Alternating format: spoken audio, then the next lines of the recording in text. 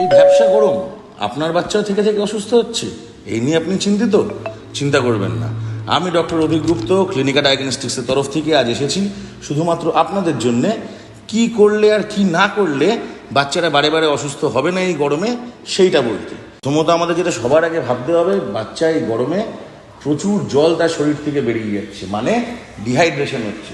এবং ডিহাইড্রেশন আটকানোর একটাই উপায়, থেকে থেকে পরিশুদ্ধ পানীয় জল বাচ্চাকে পান করাতে হবে। এবং কতটা পান করাবেন এটা খুব সহজ। বাচ্চার শরীরের যা ওজন তার 10 ভাগের 1 ভাগ জল সে 24 ঘন্টায় পান করবে, এবং এইটাই আপনাকে ধরে হিসাব করে চলতে হবে। আর অবশ্যই বাচ্চা যখনই খাবে, যেখানেই যাবে, যেখান থেকেই ফিরবে, হাত যেন ঠিক করে ধোয়। হাত ধোয়ার উপরে নির্ভর করছে বাচ্চার পেটে জীবাণু ঢুকবে কিনা এবং সেইখান থেকে বাচ্চা কতটা সুস্থ হবে, কতটা অসুস্থ হবে। ডেফিনেটলি মনে রাখবেন, বাচ্চাকে প্রত্যেক 6 মাসে একবার করে কৃমির ওষুধ খাওয়াতে কিন্তু ভুলবেন না।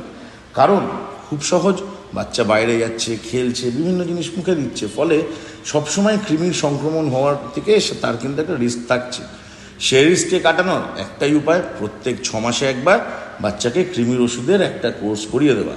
এবং সেই কোর্স কিভাবে করবেন, কে করবেন, কখন করবেন জানতে হলে আমরা রয়েছি ক্লিনিকা ডায়াগনস্টিক্সে আপনার জন্য প্রত্যহ সকাল 7টা থেকে রাত্রি 8টা। আসুন, আমরা আপনার সঙ্গে আলোচনা করব।